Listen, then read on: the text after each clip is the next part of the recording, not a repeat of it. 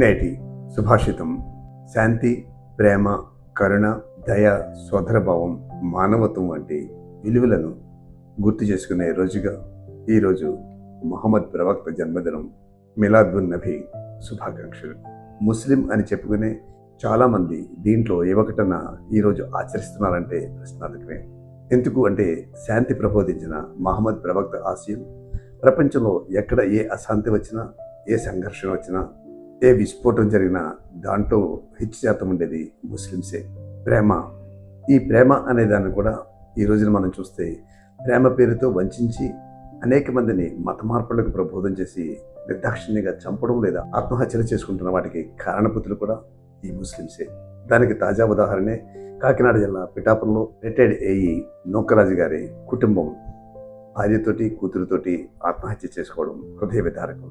దానికి కారణం అధిక్ ఖాన్ అనే ఒక వివాహితుడు ఆమెను వంచి ఆమెను భర్తను చంపి ఆమె కొడుకును కూడా హతమారుస్తాను అని చెప్పి భయపెట్టడం వల్ల ఆవిడ సూసైడ్ నోట్లో అధిక్ ఖాన్ యొక్క దుశ్చర్యలన్నీ కూడా వివరించడం జరిగింది. మహమ్మద్ ప్రవక్త చెప్పిన మరొక అంశం కరుణ, దయ.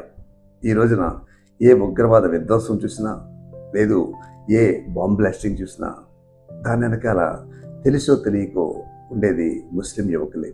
దానికి కారణం మతం మారిస్తే నీకు స్వర్గలోక ప్రాప్తి వస్తుందని చెప్పి మహమ్మద్ చెప్పాడని చెప్పి తప్పుడు ప్రచారంతో వాళ్ళందరినీ తప్పుడు దారికి మళ్లించడం ప్రధాన కారణం. అలాగే ప్రవక్త ప్రబోధించిన మరొకటి సోదరభావం. ఈరోజు ఎంతమంది ముస్లిమ్స్ అని చెప్పుకునే వాళ్ళకి ఆ సోదరభావం ఉంటుంది. సోదరభావమే కాదు, దేశభావం ఉంది. భారతదేశంలో పుట్టి భారతదేశంలో పెరుగుతూ వందే మాత్రం మేము ఆలాపన చేయం అని చెప్పి చెప్తున్నారు అంటే అదేనా మరి సోదరభావం? అదేనా దేశానికి ఇచ్చే గౌరవం? ఇక మానవత్వం. ఈ రోజున మానవత్వం అనేది మృగ్యం అయిపోతుంది. దానికి ప్రధాన కారణాలు ప్రపంచవ్యాప్తంగా తీసుకుంటున్న అనేక స్టాటిస్టిక్స్ తీసుకుంటే ప్రతి సంఘటన వెనక majority of the people Muslims పేరుతోనో ముస్లిం అని చెప్పుకునే వ్యక్తులే ఉంటున్నారు.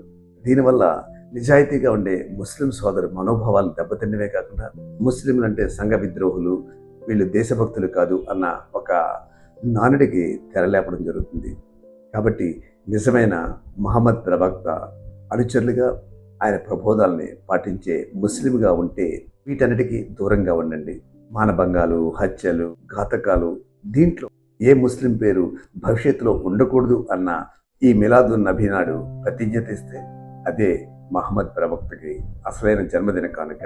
కాబట్టి ముస్లిం సోదరులారా, అలాగే చెడు మార్గంలో పోతున్న ముస్లిం యువకులారా, ఆలోచన చేయండి, మానవత్వాన్ని కాపాడండి, మహమ్మద్ ప్రవక్త చెప్పిన ఆ దయను చూపించండి, సోదరభావాన్ని ప్రసరింప చేయండి. శాంతి, కరుణ అనే ఆ ఆశయాలకి రెక్కలు తొడిగి శాంతి కపూరాన్ని ఎగిరేలా చేయండి. అదే అసలైన మిలాదున్ నబీ.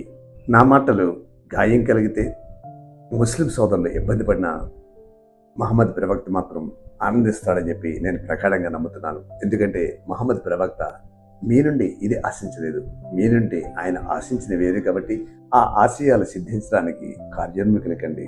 మరొక్కసారి మిలాదున్ నబీ శుభాకాంక్షలతో.